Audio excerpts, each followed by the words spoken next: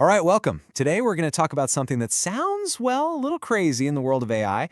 We're talking about how sometimes the best way to get smarter is by ignoring data. Yep, you heard that right. This is all about the art of feature selection. So we're always hearing about big data, right? The idea that more is always better. But is it really? I mean, what if I told you the secret to a genius AI isn't just about cramming more and more data into it, but actually being super picky about what it even sees? Because yeah, that's the big secret here. Sometimes less is so much more. And that brings us right to our first big problem, what I like to call data overload. Okay, let's make this real. Imagine you're building an AI to predict if someone has diabetes. You've got this massive medical data set, right? You've got tons of data points or features for every single person. Now, some of these, like glucose level or BMI, absolutely crucial clues. But then you've got stuff like the patient's ID number or their zip code. I mean, come on, that's just noise, right? It's junk that can totally confuse our model and send it down the wrong path. And this is exactly why we need to think like a detective. A smart AI, just like a great detective, has to be amazing at one thing: finding the most important clues and completely ignoring all the distractions. So, the million-dollar question is, how do we actually do that? How do we find those golden clues and just toss the rest? Well, that's what feature selection is all about. So if we're going to get technical for just a second, feature selection is basically the process of automatically picking out the most relevant features, the best clues that are actually going to help our model predict something useful. It's all about choosing quality over just raw quantity. And you might be thinking, okay, but why is this such a big deal?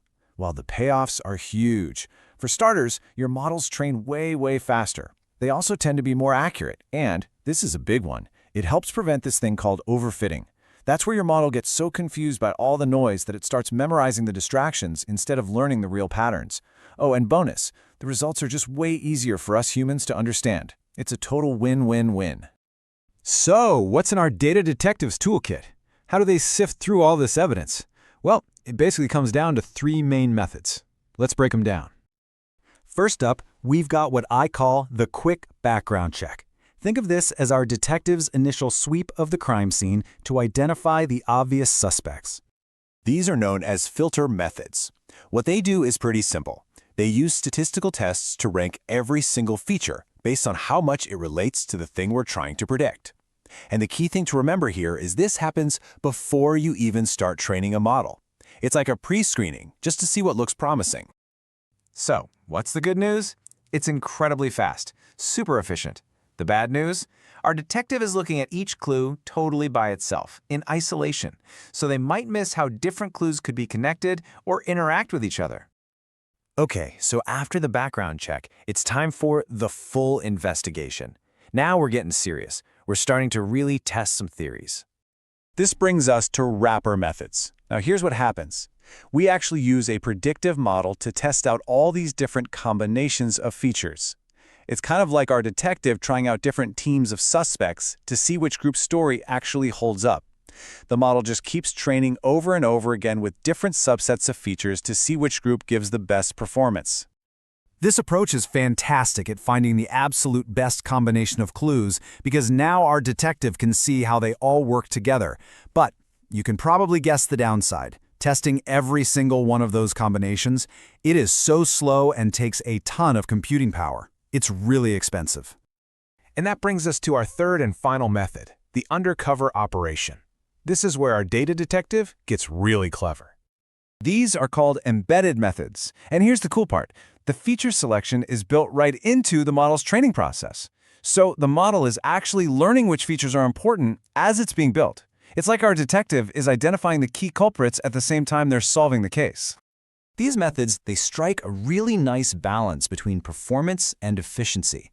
They're way faster than those wrapper methods, but they're also more aware of context than the simple filter methods.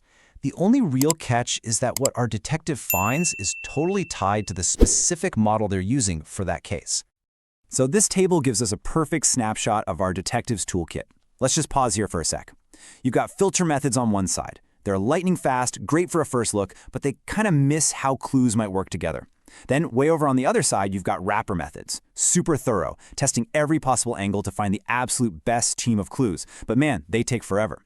And then, right there in the sweet spot in the middle, you've got embedded methods, giving you that smart, balanced approach. See, the right tool really just depends on the kind of case you're trying to crack. Okay, that's a lot of theory. But what does this actually look like when the rubber hits the road? Let's give our data detective a real case to solve. The process itself is actually pretty straightforward. Let's go back to our diabetes example. Our detective starts with a dataset that has, let's say, 4 potential clues. They then run a feature selection algorithm to analyze them and figure out which ones are the real heavy hitters for predicting diabetes. And there you have it. The algorithm does its thing, and what comes out is a smaller, much more focused set of clues. In this case, our detective's algorithm figured out that glucose level and age were the 2 most critical predictors. The other 2? Just distractions. We've literally cut the noise in half to focus on what actually matters. So finding those 2 key clues was great for a little example, but why does this detective work matter out in the real world? Well, the truth is, the applications are absolutely everywhere, and they're shaping the world around us every single day. I mean, think about it. In medicine, it's helping doctors zero in on the most critical symptoms, just like we saw. In finance, it's helping traders pick out the few signals that actually predict market shifts. It's the magic behind those recommendation engines that somehow know exactly what you want to watch next. They're just focusing on your most important viewing habits. It even helps our smart devices figure out which bits of sensor data are actually worth paying attention to.